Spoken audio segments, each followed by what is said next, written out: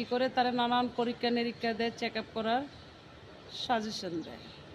তো সেই মোতাবেক পরীক্ষা নিরীক্ষা করার পরে রিপোর্টে আসে সে তার এই রোগ হয়েছে। আর নয়তো মানুষটা কখনো বলতে পারে না যে আমার এই রোগ হয়েছে।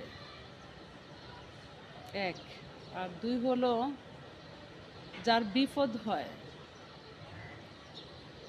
সেই বিপদের গভীরতা মাপতে পারে, কতটুকু মাত্রা তার, কতটুকু বিপদ যাচ্ছে, এটা কিন্তু বাস্তবে। আর যারা জেলখানায় থেকে আসছে তারাই জেলখানার খবরটা জানতে পারবে, আমাদের জেলখানার খবরটা সবাই বলতে পারবে না, জেলখানায় কি হচ্ছে না হচ্ছে।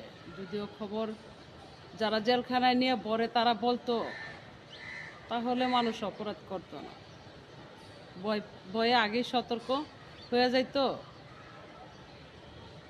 সময় থাকতে শুধরায় নিতে পারতো, জেলে আর যেতে হতো না। আর জেলের ভয় কয়জনই পায়, পাইলে কি আর এই অন্যায় আর অপরাধ করে? অবশ্যই না। তো আরেকটা বিষয় আমি দেখলাম, যার ব্যথা সেই বুঝতে পারে ব্যথার গভীরতা কতটুকু। আর যারা বড় লোক আছে তারা তো বড় লোক, তারা কষ্ট বুঝবে না, তাদের টাকা অভাব নাই, তো তারা উপলব্ধি করতে পারবে না, গরিবের ব্যথা কখনো বুঝবে না। যারা গরিব তারা গরিবের ব্যথা বোঝে। যারা বড় লোক তাদের মাথায় এই পানি বেশি ডালে। আমি কথায় কথায় বলি না যে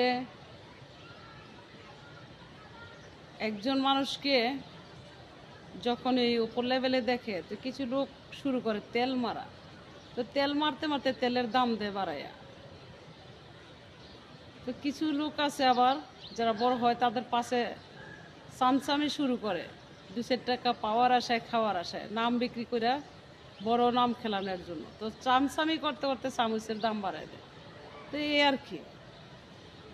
তো একজন রাজা একজনকে ভালোবাসতো, এক রানীকে ভালোবাসতো। তো রাজাও এক রাজার ঘরের, রানীও এক রাজার ঘরের। তো রাজা একটু গরিব মধ্যবিত্ত পরিবারের, আর রানী বিশাল বড় রাজার ঘরের। তো রাজা রানীকে অনেক ভালোবাসতেন, এতটা ভালোবাসতেন যা বলার বাইরে। তো রানীকে অনেক রাজারই ভালোবাসে, অনেক বিভিন্ন জায়গাতে রানীর বিয়ের প্রস্তাবও আসে। এমন করতে করতে কিছু খানিকটা সময় চলে যায়। তো হঠাৎ এমনই এক রাজার প্রস্তাব নিয়ে আসছে, যে রাজার সুদর্শন খুবই সুন্দর। তো যেই রাজা ভালোবাসতেন সেই রাজা একটু শ্যামলাবরণ, তার অর্থ কম, তো রানীরও একটু পছন্দ কমই ছিল।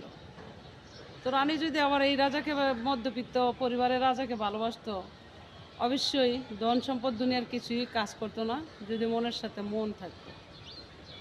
তো এমনই একটা প্রস্তাব নিয়ে আসলো বিশাল বড় ধরনের, যা সুদর্শন একজন পুরুষও। তো পরে রানীর বাবা মা প্রস্তাবে রাজি হয়ে গেল, তো রানীর বিয়ে হয়ে গেল। তো রানীর শোকে ওই গরিব রাজা খুব পাগলের বেশ হয়ে গেল, সে আর ঘরেই থাকতে পারে না, সে রাস্তাঘাটে ময়লা আবর্জনা করে থাকে।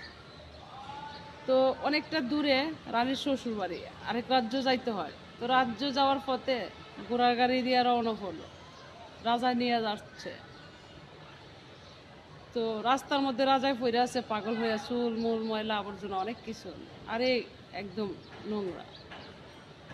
তো রানী ঠিকই চিনতে পারছে, রানীর প্রহরীরাও চিনতে পারছে যারা ঘোড়া চালায় নিয়ে যাচ্ছে। তো রানী বলতেছে, এই থাম। রাজার সাথে বসাই, স্বামী স্ত্রী বসে, রাজা রানী বসে ঘোড়ার গাড়িতে। তো রাজা ধমক দিছে, তুমি এখানে থামাবা কেন? তুমি বুঝবা না, একটু অপেক্ষা করো। তো প্রহরীরা বলতেছে, ম্যাডাম এখানে পাগল দেখে না বসে রয়েছে, এখানে কোথায় নামবেন? ময়লা আবর্জনা। আমি আবর্জনায় নামবো যেখানে আমার শান্তি আছে। তা আবর্জনায় নামছে, নামার পরে দিয়ে বলল, এ পাগল, তুই এইভাবে কেন রইছস? পাগলের জ্ঞান ঠিকই আছে, কয় তুই জানিস না আমি এইভাবে কেন রয়েছি, আজকে আমি আমার এই দুর্দশা কেন? যা যা, তুই তো সুদর্শন রাজা পাইছ, আমাকে আর তোর পছন্দ হইব, যা সুখী হইস। এই কথা বলাতে রানী দিছে কান্না কইরা। ভাবছিলাম সুখী হব, কিন্তু তোর অবস্থা দেখে আমার আর সুখ হবে না, মনে হয় না। এই খেসারত মনে হয় আমার দিতে হবে আল্লাহর দরবারে। তো সুদর্শন রাজা তাকায় রইছে রানী কি বলে। তো রাজা জিজ্ঞাসা করছে, তুমি কে, ওনাকে চিনো? হ্যাঁ, চিনব না কেন, সে আমার প্রেমে আজকে দুর্দশা হইয়া, আরে ময়লা, দুর্দশা হইয়া এই দুর্দশাতে পইরা আছে। তাকে আমি ভালোবাসি, সে আমাকে ভালোবাসে, আমি একটা বেশি বাসি নাই বিদেই তার এই দশা। আর তাকে আমি বেশি ভালোবাসলে তোমার সাথে আজকে আমি এক রাজ্য ছেড়ে আরেক রাজ্য যাইতাম না। কয় কি বললা? কয় রাজা জিজ্ঞাসা করলো, কেন তাকে ভালোবাসলা না? আমি মোটামুটি টুকটাক যাই ভালোবাসি, আমার পরিবার ভালোবাসে না, সে একটু মধ্যবিত্ত, আর আমাদের তো সম্রাট ফ্যামিলি তুমি দেখছোই। এই ইতিহাস, তাকে গরিব বলে তুমি ভালোবাসো না? আমি তো ভালোবাসছি, আমার পরিবার তো ভালোবাসে না। সুদর্শন রাজা উত্তর দিল, তোমার বাবা তো একটা অর্থের লোভী, তোমার পরিবার অর্থের লোভী, তোমার সাথে সংসার করাটা তো আমার কঠিন হবে। তাকে এখন কি করবা, তুমি কি করতে চাচ্ছ?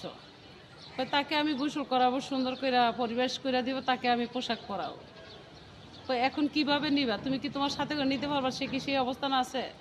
না থাকুক, সেও মানুষ আমিও মানুষ, তুমি মানুষ, সমস্যা কোথায়? প্রহরীরে বলল সামনে নিয়ে, সামনে লইল।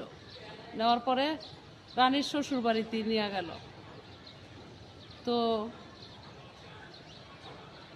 নিয়ে ঠিকই সুন্দর মতন শেপ টিপ করাইয়া সুন্দর করে পার্লার থেকে সে মতন একটা পুরুষ পার্লারতে সুন্দর করে রাজাকে সাজাইল। সুদর্শন রাজাকে, বাহ খুব সুন্দর লাগছে তো, ঠিক আছে তুমি আমার সাথে সবসময় বডিগার্ড হইয়া থাকবা। হ্যাঁ, আমি আপনার সাথে বডিগার্ড হইয়া থাকতে চাই আমার রানীকে দেখার জন্য। তুমি কুদৃষ্টিতে দেখবে? না, আমি ভালো নজরে দেখব, যে যাকে ভালোবাসে তাকে কখনো ক্ষতিগ্রস্ত করে না, খারাপ কিছু করে না। তো রাজা বাড়িতে সুন্দর সুন্দর খাট পালং রুম আছে, সুন্দর একটা রুম দিল। তো হঠাৎ করে রানী একদিন খাবার নিয়ে নিজে যাইতে চাচ্ছে ভালোবাসার মানুষটার কাছে। সুদর্শন রাজা নিষিদ্ধ করছে যে তুমি যাইতে পারবা না, কারণ তাকে তো এখন সুন্দর লাগতেছে। দেখো, আমি ইমানের সাথে চলি, আমি ইমানের নারী, আমার ইমান কখনো নষ্ট করি না। আমি জানি তোমার স্ত্রী, এখন সে সুদর্শন পুরুষ হলে তার কাছে আমার নজর দিলে পাপের শেষ থাকবে না, আর সে আমাকে নজর দিলে তাকে এখানে রাখবাই বা কেন? এই কথা বলার পরে দিয়া বিশ্বাস হলো রাজার, যাইতে পারো। তো খাবারটা নিয়ে গেছেন, নিয়ে যাওয়ার পরেই কইতাছে যে আমাকে খাইয়া দিতে হবে, যে রাজা আমাকে মার দিবে। না না, তাইলে দরকার নাই। আচ্ছা ঠিক আছে, তুমি খেয়ে নাও, থাকো ভালো মতো থাকো, আমি জানি তোমাকে ভালো দেখি। আস্তে আস্তে অনেকটা সুন্দর হয়ে উঠতেছে, আল্লাহ তাকে রূপ দান করতেছে, আল্লাহ তাকে কিছুটা মানে হেদায়েত করছে। তো হঠাৎ রাজা রানীর সাথে ঘুরতে গেল, গরিব রাজা ঘুরতে গেল। যাওয়ার পরে দিয়া এমন এক রাজার বাড়িতে গেছে, সেই রাজার একটা সুন্দর মেয়ে আছে, আনকমন, মানে রানীর থেকে সুন্দর, খুব সুন্দর একটা সুদর্শন নারী, বাস্তবে সুন্দর। তো রাজাই দীক্ষা ওই গরিব রাজাকে পছন্দ করছে, উনি কি এত সুন্দর? সুদর্শন রাজাই কয়, রানীর জামাই বলতেছে উনি এত সুদর্শন না, সুন্দর না। তো কি বলতেছ? আমার চোখে লাগতেছে সে সুন্দর, তুমি বলতেছো আমি তার কাছে মেয়ে বিয়ে দিতে চাই। কি বলেন আপনি? তার তো কিছুই নাই, ও পাগল ছিল, রাস্তা থেকে দৌড়ে না আমি এতটুকু করছি। কি হয়েছে, সে কি মানুষ না? সে তো দিন শেষে মানুষ, মানুষ করে নিলে আরো মানুষ হবে। তখন বললো, কিরে রাজা, তুই কি এর মেয়ে বিয়ে করবি? ইমান বলতে কথা, আমি তো রানীকে ভালোবাসি, আমার মনটা তো রানীর, আমি কি করে আরেকজনকে দিব? তো ভেবে চিন্তা করে দেখোস না? না, আমার ইমান খুন হবে, এতে আল্লাহ আমাকে কবুল করে নেবে না, আল্লাহ তো আমাকে ভালোবাসেন, তার জন্য আমি ইমান নষ্ট করতে পারবো না। হঠাৎ করে ঘুমের মধ্যে একটা গায়েবী আওয়াজ আসলো, গরিব রাজায় শুনতে পাইল, হ্যাঁ তুই মেনে নিতে পারো, সমস্যা নেই, আমি আল্লাহ তোর জন্য আছি। ঘুম থেকে উঠে দৌড়ে রানীর কাছে গেছে, রানী রানী আমি ওই বিয়ার প্রস্তাবে রাজি, কারণ আমার আল্লাহ প্রমাণ রয়েছে আমি বিয়ে করতে পারি। ঠিক আছে, যেহেতু তুমি বলছো, ওকে আজকে আয়োজন করা হবে, প্রস্তাব যাবে। প্রায় 40 কেজি 50 কেজি মিষ্টি পাঠানো হলো, বিয়ের প্রস্তাবে রাজি হয়েছে, ডাক ডোল বাজাইয়া। রাজা তো অনেক খুশি। বিয়ার দিন তারিখ ধার্য করলো শুক্রবার, পবিত্র জুম্মা দিনে। তো বেশ সুন্দর একটা আয়োজন করছে, রানীর অর্থে অনেক কিছু। তো এখন তো এই জায়গাতে থাকাটা সম্ভব না, সে নিজে বলতেছে আমিও তো একটা রাজার ছেলে, আমার বাবা গরিব রাজা দেখে কী হয়েছে, আমার বাবার যতটুকু সমর্থন আছে, আমিও তো একটা রাজার ছেলে, আমার স্ত্রী কেন আমার শ্বশুর বাড়িতে থাকবে, তোমাদের বাড়িতে থাকবে? অবশ্যই না, আমার স্ত্রী নিয়ে আমি আমার বাবার